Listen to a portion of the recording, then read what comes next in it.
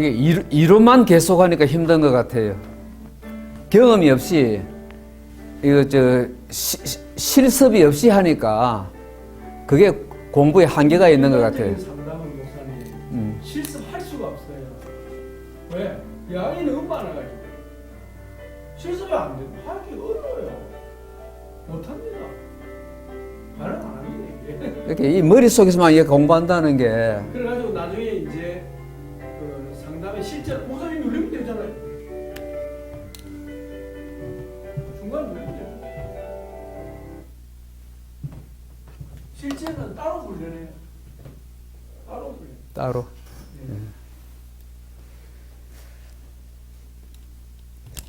어이, 수고 많습니다. 오후에 온 사람은 별로 수고 안 많았고 오전부터 한 사람들은 수고 많았습니다. 아주 집중해서 듣고 있는데 섭섭합니다.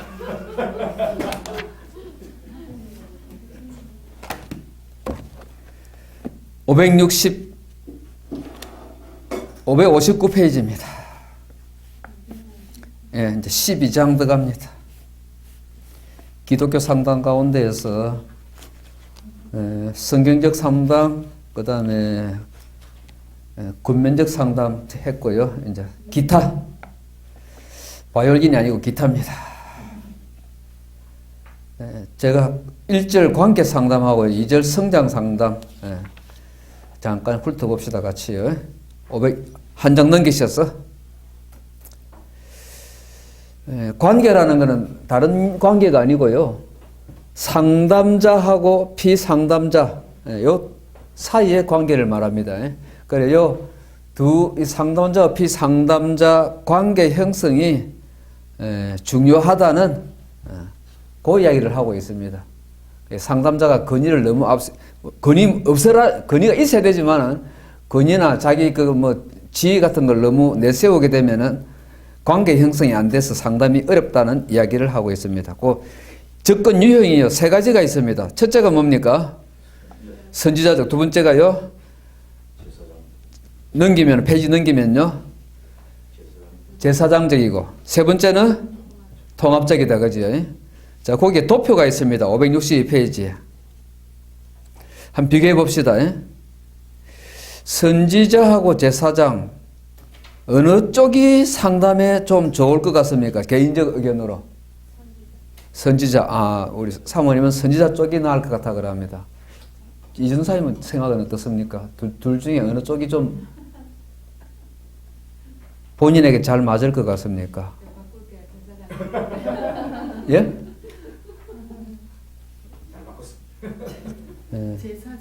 저는 아마 제사장적일 것 같아요. 개인적으로. 그런데 우리 요 관계 상담에서는 통합적 접근을 갖다가 그렇게 추천하는 것 같아요. 한번 잠깐 볼까요? 한쪽은 위로인데 한쪽은 확신이다. 그죠? 딱 찾아낸다. 그죠? 예. 근데 한쪽은 고백 쪽인데 얘는 완전 대면이네요. 그 다음에 한쪽은 설교 형식인데 한쪽은 면담이다. 그죠? 여러 차이가 납니다. 예. 그렇습니다. 예. 두드러진 게 제사장적인 것은 피상담자하고 함께 생각한다. 함께가 강조된다. 그죠? 함께 대화하고 함께 하네요. 제사장적. 그런데 어느 쪽이 좋다고 말하기는 그렇겠습니다. 그래서 요 통합적인 접근. 그것을 이 사람이 누구야? 이름을 늘 모르겠어요. 칼슨. 야, 이름 좋네. 데이비 칼슨. 자동차 이름 같노? 오토바이 이름 같노? 우리 예수님의 관계 방식에다가 이제 그걸 갖다가 적용합니다. 거기서 찾습니다. 예수님은 양쪽 다 하잖아요. 그지? 예수님은 선지자적이고 제사장적이니까. 첫째가요, 예수님의 관계 방식, 그 상담 모델을 적용하려고 하면은 상담자가 상당한 그 자신의 기능을 발휘해야 할, 설명 하나만 하다. 그죠? 두 번째, 상담자는요, 역할을 이야기합니다. 2번, 3번에서요. 역할. 성경 목록에요. 선지자적 역할, 제사장적 역할, 목회자적 역할 이런 모델들이 있는데 성경 속에 그 다음에 이 성경 속에 여러 가지 역할들이 있잖아요. 그죠? 그런 걸 갖다가 상담자가 다 감당해야 한다. 네 번째입니다. 경청과 이해가 강조되네요. 우리 예수님 잘 아시잖아요. 다섯 번째 보니까 권위를 사용해야 하지만 권위 주의는 피한다 했습니다. 주의 붙으면 항상 안 좋더라고요. 주의 붙으면은. 그 다음에 7번 비상담자의 준비 상태입니다. 넘어갑시다. 죄에 대해서 두 번 지급해요. 8번, 9번에서. 죄와 죄책감에 대한 바른 인식. 상담자나 피상담자가 죄에 대해서, 죄책감에 대해서 인식 그리고 고백이 있어야 되겠다. 그리고 죄에 대해서는 비난보다는 확신을 주는 칭의의 확신이겠지요. 이신칭의의 확신이겠습니다. 십자가와 보혈 이런 것에 대해서 분명 확신을 주는 성경 말씀을 소개하는 선지자적인 자세. 그러니까 양쪽입니다. 선지자적 자세하고 제사장적 자세하고 두 개 답니다. 그 다음에는 중재기능을 말합니다. 상담자는 항상 보혜사 성령의 중재기능을 잘 수행해야 되니까요. 우리 예수님도 보혜사시고. 여기서 결론적으로 간단하게 말하는 거는요. 상담 방법보다도 뭘 중시합니까? 이 사람은 그리스도가 상담의 중심에 계시느냐. 좀 많이 이론적이다, 그죠? 추상적입니다. 상담의 중심에 그리스도가 계시다. 무슨 느낌입니까? 우리 이래님. 상담의 중심에 예수님이 계시다. 무슨 말 같아요? 상담 배우셨잖아요, 그죠? 예. 그러니까 저의 내가 가지고 있는 지식이나 이런 것이 되는 것이 아니라 예. 그거를 바탕으로 해서 주님이 인정하는 가운데서 하는 거죠. 주님이 인정하는 그러니까 이런 이론이 실제에서는 실제적으로는 뭘 말하는지를 실제 상담 현장에서는 이게 무슨 말을 하는 건지를 우리가 납득을 해야 되거든. 안 그러면 너무 추상적인 그림이 안 그려. 아까 형님 말씀하신 것처럼 이론을 다 배웠는데 예. 실제로 상담을 해보니까 예. 내가 과거에 살았던 모든 사람들이 이 상담에 쓰여지더라. 쉽게 말하면 이 사람이 성상담을 하러 왔어. 근데 내가 그동안에 남편에게 당했던 모든 그런 아픔들 이제는 치유받고 그게 그리스도하고 어쩌든 치유자로 이렇게 섰는데 치유 상담자로 섰는데 그런 게 막 쏟아져 나온다. 그 위로가 쏟아져 나오고 아픈 마음이 그 영혼에 대한 마음이 아파지고 그 사람을 바로 세우기 위해서 주님께 기도하면서 나아가 이럴 때 주님이 나를 쓰시는구나 그런 어떤 예, 요거는 좀 설명이 길겠습니다. 넘어갑시다. 성장 상담입니다.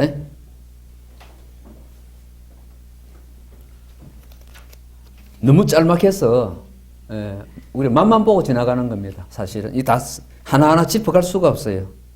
성장 상담 첫째가 목표가 나옵니다. 목표가 두 개가 나와요. 하나는 개인적인 이야기고요. 하나는 사회를 말합니다. 사회를 말하는 상담학은 처음 같아요. 사회를 이야기해요. 첫째는 뭐죠? 인생 각 단계에서 그 개인의 잠재력이 최대한 발휘되도록 이게 이제 발달 심리학하고 연결되는 거예요. 예를 들면. 그죠? 각 단계의 발달 심리학이잖아요. 이 각 단계를 결국은 관계성 속에서 살핍니다. 관계성 속에서. 둘째입니다. 둘째는 개인의 잠재력이 발휘되기 위해서는 그 사회적인 환경이 필요한데, 여건이 필요한데, 그런 개인이 그 사회에서 한 개인을 존중해주는 사회적 배경, 그걸 만들어야 하는, 이게 사회까지 나가버려요, 이게. 그죠? 그러니까 이 관계성 속에서 말합니다. 흔히 말하는 기회균등이죠. 그러니까 내가 사는 사회가 좋은 사회가 되어야 나도 내 자녀도 그 각각 내 성장 단계 가운데에서 제대로 성장할 수 있다는 요거요, 사회. 그러니까요,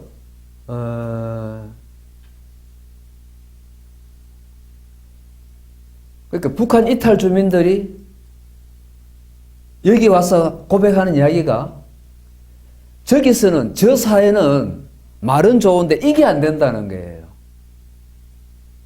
자기 자식이 요 각 성장 단계를 따라서 제대로 그때 필요한 공급을 받을 수 있는, 개인이 성장할 수 있는 그걸 안 챙겨준단 말이에요. 그러니까 죽을 각오하고 내 자식을 위해서만은 내가 탈출해야 되겠다. 단 고백이에요. 근데 대한민국의 사회는 그게 어느 정도 가능하더라는 거예요. 대한민국이라는 사회는. 지금 성장 상담은 그런 면을 이야기하고 있습니다. 사회. 그러니 뭐냐. 대한민국 국민들은, 시민들은 우리 사회가 잘 돼야 내가 잘 되고 우리 새끼가 잘 된다. 이런 개념이 있어가지고 대한민국이 잘 되도록 하도록 인격이나 이 마인드가 성숙해 있더라는 거예요. 저 동네는 말은 사회주의인데 다 개인주의래요. 아주 남 돌보는 게 없답니다. 남 생각해주는 게 없대요. 아프든 고통받든 억울한 일 당하든 동정해주고 찾아가주고 위로해주고 격려해주고 뭐 도와주고 없답니다. 왜? 워낙 고발하고 비판 뭐라 합니까 이거죠. 상호 비판 이거 하는 거 늘 해야 되고 매일 해야 되고요. 완전히 사회가 다 망가졌어요. 다 망가졌어요. 이웃이 없어요. 이웃이. 뭐 볼라 하면 혹시 저게 고발할 거 아닌가 그죠? 그 신경 써야 되고. 근데 이 사회는 오니까 자본주의는 개인주의인 줄 알았는데 이 오니까 남 아픈 거 동정해주고 불편하다 하면 그냥 챙겨주고 자기 시간 내가지고 그냥 도와주고 이러더라 이래 이 사회는. 거꾸로다 이게. 길게 말씀입니다. 넘어갑시다. 성장 공식이 나옵니다. 성장 공식. 성장 공식에서요. 성장은 그 밑에 수학 공식 같은 게 있죠. 가운데 성장은 돌봄 플러스 대면이다 했는데요. 그러니까 직면 비슷합니다. 대면은 직면. 부정적인 상황에 대해서 있잖아요. 그죠? 돌보는데 부정적인 상황이 있을 때 그걸 적극적으로 대면해가지고 극복하도록. 그러니까 부정적인 상황은 요거는 이 위기는 변화의 찬스다. 토인비가 말하는 역사는 뭡니까? 그 위기가 왔을 때 어떻게 응전하느냐. 도전과 응전. 거기에 따라서 그 민족과 그 국가의 운명이 결정이 되더라. 그래서 내담자를 그렇게 대하는 거죠. 그의 어려움을. 그걸 대면이라 써놨습니다. 그러면은 성장이 된다. 이렇게 써놓은 거예요. 그지? 성장이 된다. 하나는 사람과 정적이라 해놨네요. 이거는 좀 사회적인 면 같아요. 그리고 이 사람도 그 밑에 바로 보시면은 성장 상담론자들은 상담 방법으로 성장 혹은 성장 그룹 혹은 양육 그룹, 이 그룹을 이야기하네요. 우리가 지금 우리 목사님 마음을 두고 계시는 집단 상담요. 개인 상담보다도 집단 상담에 목사님이 지금 많이 지금 그 관심을 기울이고 계신데 집단 상담, 이 그룹을 어떤 그룹을 만드느냐, 어떤 그룹이냐 하는 요게 중요하다 그래요. 어떤 그룹이냐. 상호 격려하고 관심 가지고 상호 서로 성장하는 그룹이냐. 무관심한 그런 그룹이냐 이거예요. 그런데 우리가 어제도 공부해봤지만은 그 가르치는 박 교수님이 우리 그룹이 되게 마음에 드는가 봐요. 가르치기가 참 좋은가 봐요. 자, 성장 상담에 전제들이 있습니다. 전제. 보입시다. 성장을요, 이 사람은요, 거기 보시면은, 3번에요,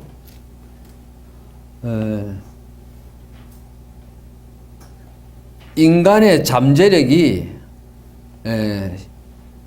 세상 가운데에서 신비스럽게 실현될 것을 말한다는데, 자아실현, 4번이 그랬지요. 4번, 역사 안에서 성장과 자아실현 말합니다.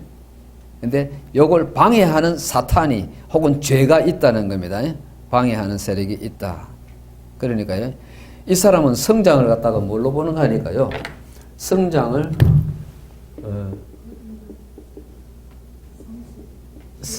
여기서 세 가지가 나오는데, 하나는 자아실현이고요, 두 번째는 뭔가 하니까 거기에요, 5번에 성장 목표가 뭐라 해놨습니까? 평강, 샬롬이라 그래놨어요. 역시 성경적이죠. 그 다음에 세 번째가 뭘로 하는 거니까요, 7번에 뭐지요? 새 피조물로 말합니다. 이렇게. 요걸 이 사람은 성장하고 같은 개념으로 쓰고 있습니다.